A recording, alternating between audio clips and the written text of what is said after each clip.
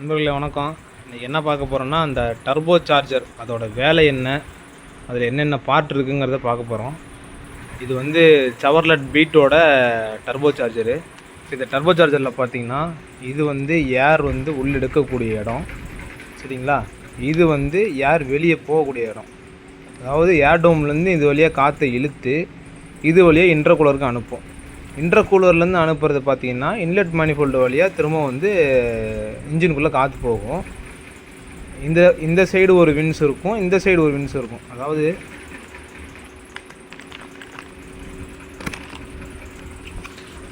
இதில் உள்ள ஒரு ரோலர் மாதிரி இருக்குங்களா, இந்த சைடு ஒரு வின்ஸு, சேம் அதே மாதிரி இந்த சைடு ஒரு வின்ஸ் இருக்கும்.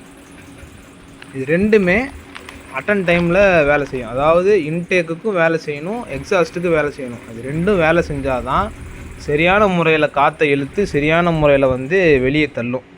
இது வந்து ஒன்று வேலை செய்யலை, இம்பலர் கட் ஆயிடுச்சு, சென்ட்ரில் கட் ஆயிடுச்சு அப்படின்னா உங்களுக்கு வந்து வண்டி ஸ்டார்ட் ஆகாது.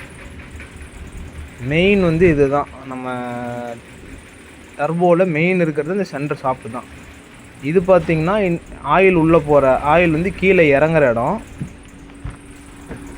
இது பார்த்திங்கன்னா ஆயில் உள்ளே போகிற இடம். இது வழியாக ஆயில் உள்ளே போய் உள்ளார சுற்றி இது வழியாக கீழே இறங்கும். இது பார்த்திங்கன்னா எக்ஸாஸ்ட் மேனிஃபோல்டில் சொருகக்கூடிய இடம், மாட்டக்கூடிய இடம் இது. இதில் எக்ஸாஸ்ட் மேனிஃபோல்டில் மாட்டி விட்டுட்டோம்னா பின்னாடி வந்து இது வழியாக வந்து காற்று உள்ளே போய் வெளியே போகிற காற்று இதுக்குள்ளே போய் இது வழியாக கேத்தலிட்டிக் கன்வெர்ட்டருக்கு போயிடும். கேத்தலிட்டிக் கன்வெர்ட்டர் வழியாக சைலன்சருக்கு போயிடும். இந்த ப்ராசஸ் எல்லாம் நடந்ததுன்னா மட்டும்தான் ஒரு டர்போ ஒழுங்காக வேலை செய்யும். இது எதுக்கு இருக்குன்னா, இது வந்து பார்த்திங்கன்னா அந்த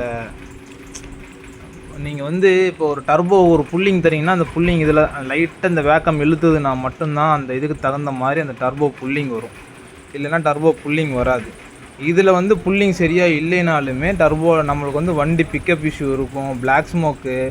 இதில் வந்து லைட்டாக இம்பலர் ஷேக் ஆக ஆரம்பிச்சிருச்சு அப்படின்னா உங்களுக்கு வந்து ஆயில் வந்து இன்லெட் மேனிஃபோல்டு வழியாக போக ஆரம்பிக்கும். அந்த இன்லெட் மேனிஃபோல்டு வழியாக போகக்கூடிய ஆயில் எரிஞ்சு ஒயிட் ஸ்மோக், அதாவது ஒயிட்டும் பிளாக்கும் கலந்த மாதிரி ஸ்மோக் வரும். இந்த மாதிரி பிரச்சனை வரும், பிக்கப் இஷ்யூ இருக்கும்.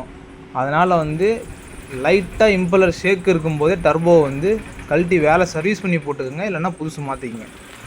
இந்த டர்போ வந்து முழுக்க வேலை செஞ்சால் மட்டும்தான் உங்களுக்கு வந்து வண்டியோட பிக்கப்பில் இருந்து வண்டியோட பர்ஃபார்மன்ஸு, மைலேஜ் எல்லாமே சூப்பராக இருக்கும். இல்லைன்னா இதில் வந்து சின்னதாக ஒரு இஷ்யூ இருந்ததுனாலுமே உங்களுக்கு வந்து பிக்கப் ட்ராப் ஆகும், மைலேஜ் ட்ராப் ஆகும், ஒயிட் ஸ்மோக்கு கம்ப்ளைண்ட் வரும், பிளாக் ஸ்மோக் கம்ப்ளைண்ட் வரும், எல்லா கம்ப்ளைண்ட்டும் வரும். அப்படி கம்ப்ளைண்ட் ஆன வண்டிக்கு என்ன பண்ணணும்னா, டர்போ ரெடி பண்ணும்போது inlet manifold packing, exhaust manifold, எல்லா இன்லெட் மேனிஃபோல்டு எல்லாமே கழட்டி க்ளீன் பண்ணி தான் போடணும். அதே மாதிரி இன்டர்கூலரையும் க்ளீன் பண்ணி போட்டுடணும். நன்றி மக்களே, நாளைக்கு வேறு ஒரு வீடியோவில் பார்க்கலாம்.